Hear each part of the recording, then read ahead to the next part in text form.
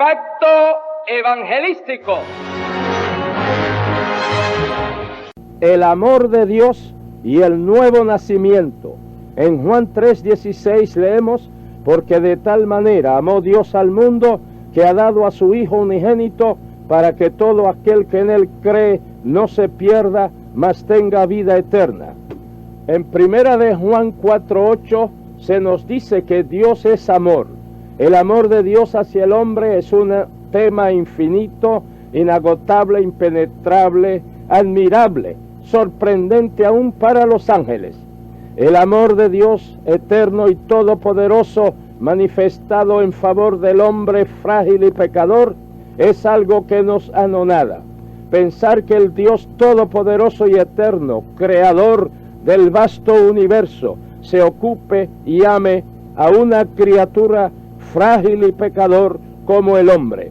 Con razón el inspirado salmista David exclamó: cuando veo tus cielos, obra de tus dedos, la luna y las estrellas que tú formaste, digo, ¿qué es el hombre para que tengas de él memoria, y el hijo del hombre para que lo visites? Pero a pesar de esta incontable creación de astros en el universo, y esa maravillosa creación de ángeles en el cielo, Dios quería tener hijos que procedieran de él, no solo por creación, pero también por generación o filiación.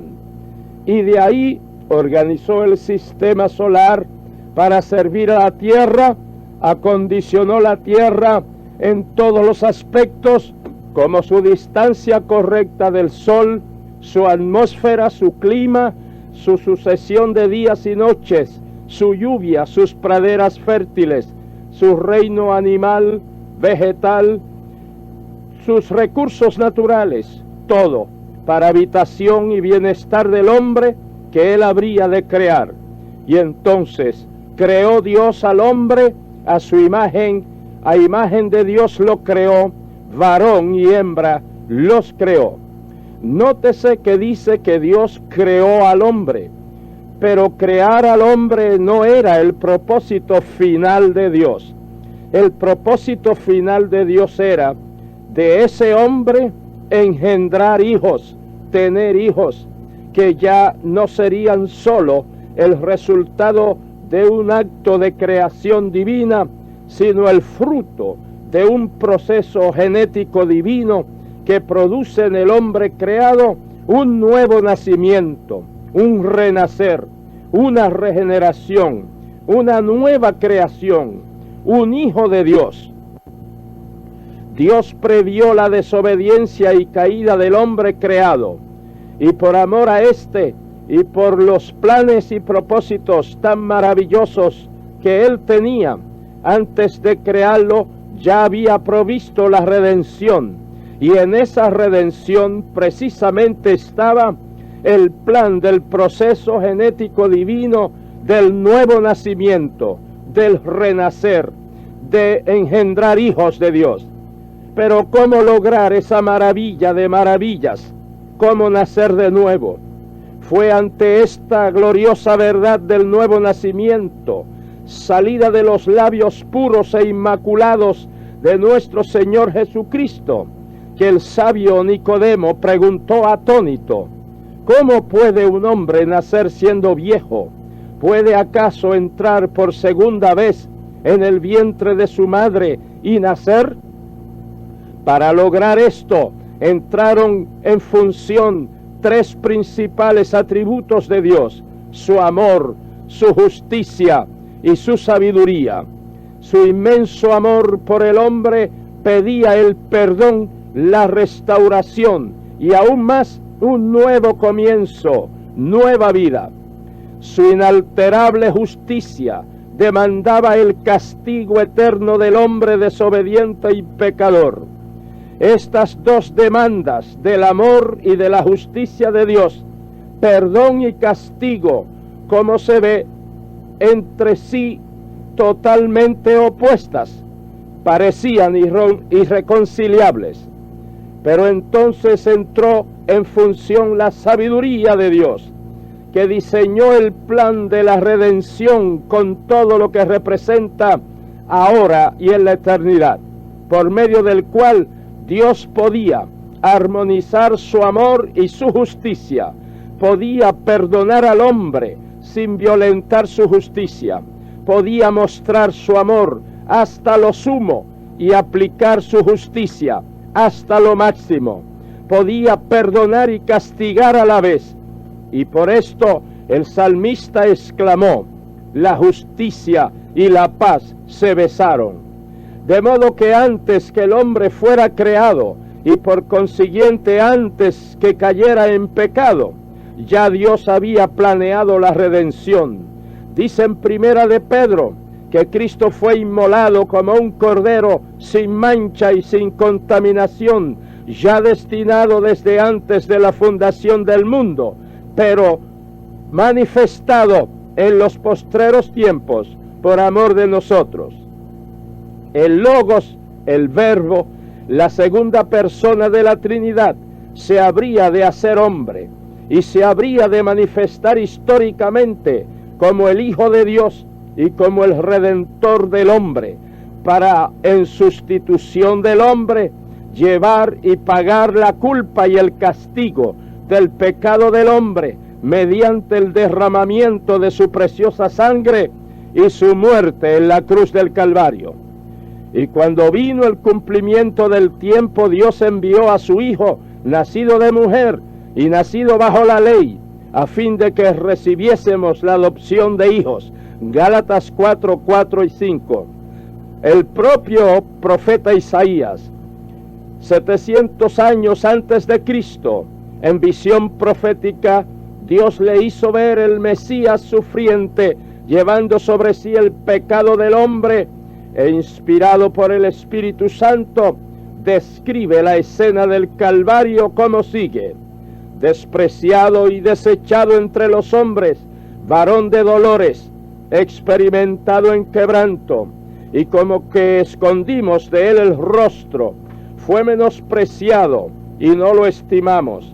Ciertamente llevó él nuestras enfermedades y sufrió nuestros dolores, y nosotros le tuvimos por azotado, por herido de Dios y abatido.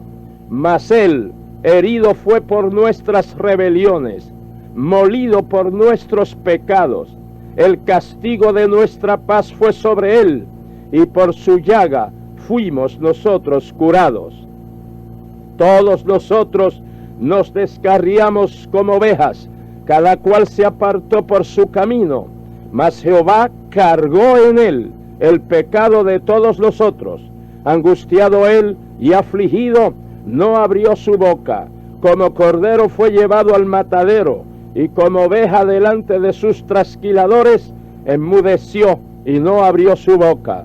Amigos, cuánto amor por parte de Dios manifestado en Cristo en favor del hombre pecador. Ese es el plan sencillo de la salvación provista por Dios para el hombre por medio de Cristo. Él herido fue por nuestras rebeliones, molido por nuestros pecados. Dios cargó en él el pecado de todos nosotros. Él, sin pecado, llevó nuestros pecados y se hizo pecado por nosotros. Él, sin maldad, llevó nuestras maldades y se hizo maldición por nosotros. Él, sin culpa, llevó nuestro castigo y se hizo culpable por nosotros. Él, sin rebeldía, llevó nuestras rebeliones y fue tenido por rebelde. Él, sin enfermedad, llevó nuestras enfermedades y se hizo varón de dolores. Él, sin defecto, llevó nuestros defectos y fue desechado entre los hombres. El Hijo de Dios se hizo hombre para hacer a los hombres hijos de Dios. Amigos oyentes, estas bendiciones, beneficios y privilegios son para todos los mortales sobre la faz de la tierra, pero no se aplican automáticamente a todos los mortales, sino solamente a los que creen. La Biblia dice que Cristo es Salvador de todos los hombres, especialmente de los que creen. 1 Timoteo 4:10. Dice la Biblia que Dios envió su Hijo al mundo para que todo aquel que en Él cree no se pierda, mas tenga vida eterna. El que cree no se pierde, el que no cree se pierde. En 2 Tesalonicenses 2:12 dice, a fin de que sean condenados todos los que no creyeron a la verdad. Amigos, la palabra de Dios nos dice las verdades, aunque sean fuertes, duras y amargas, porque más fuertes, duras y amargas son las consecuencias temporales y eternas de la mentira y el engaño. El hombre que no cree, que no recibe y no sirve a Cristo, se pierde, porque el hombre en el pecado es esclavo del pecado, y aunque sigue siendo criatura de Dios, pero por causa de su pecado es hijo del diablo, y por lo mismo no puede entrar al cielo. Escuchemos lo que el propio Cristo enseñó, y dice, de cierto os digo, que todo aquel que hace pecado, esclavo es del pecado. Vosotros hacéis las obras de vuestro padre. Si vuestro padre fuera Dios, ciertamente me amaríais. Vosotros sois de vuestro padre el diablo, y los deseos de vuestro padre queréis hacer. Juan 8:21 al 47. Escuchemos lo que el apóstol Pablo, lleno del Espíritu Santo, le dijo a un opositor del Evangelio. Oh, lleno de todo engaño y de toda maldad, hijo del diablo, enemigo de toda justicia, ¿no cesarás de trastornar los caminos rectos del Señor? Escuchemos lo que el apóstol Juan enseña. El que practica el pecado es del diablo, porque el diablo peca desde el principio. En esto se manifiestan los hijos de Dios y los hijos del diablo. Todo aquel que no hace justicia y que no ama a su hermano no es nacido de Dios. Por cuanto el hombre en el pecado está muerto en delitos y pecados y es hijo del diablo, entonces es imperativo que pase de muerte a vida, que nazca de nuevo, que sea regenerado, que sea engendrado de Dios, nacido de Dios, que sea hecho hijo de Dios.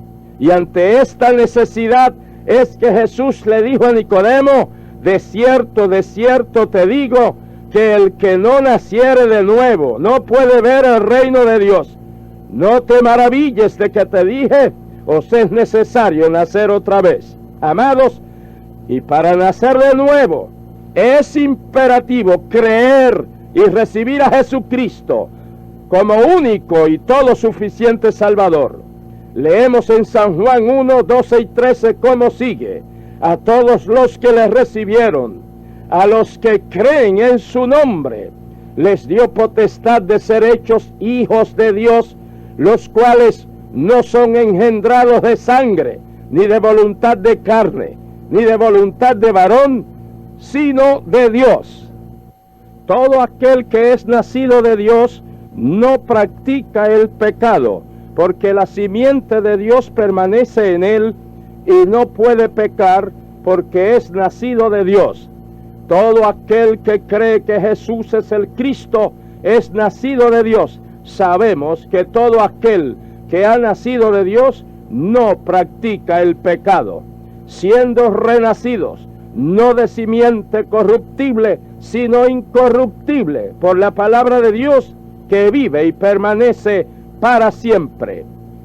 Primera de Juan 3:9, 5:1-18 y Primera de Pedro 1:23. Mirad cuál amor nos ha dado el Padre, que seamos llamados hijos de Dios. Primera de Juan 3:1. Y si alguno está en Cristo, nueva criatura es, o nueva creación. Las cosas viejas pasaron, he aquí todas son hechas nuevas. Muchos para no aceptar a Jesucristo, pretenden escudarse diciendo que todas las religiones son buenas y que son iguales. Y son buenas en el sentido moral, pero una persona puede ser un modelo de moral, pero su moralidad no le abre las puertas del cielo. Y las religiones son iguales en el sentido de que en sí misma ninguna salva. Y por lo mismo, por más religioso que sea una persona y por más que practique los ritos, las ceremonias y los formalismos de su religión, eso no le abre las puertas del cielo. Tampoco importa que no tenga religión, o que su religión sea el Estado, o que sea ateo o libre pensador. No importa que sea usted otro o el que le habla. Para ver el reino de Dios hay que nacer de nuevo. En este tiempo se ha puesto de moda el término nacer de nuevo. Y muchos dicen que han nacido de nuevo, que son cristianos, que se han convertido. Políticos, artistas, actores, cantantes, músicos, confinados y muchos más. Pero amados, el algarrobo no puede decir que es cacao, aunque ambos árboles dan un fruto en una baya de corteza dura y color castaño oscuro. El fruto lo delata y el olor del fruto lo identifica.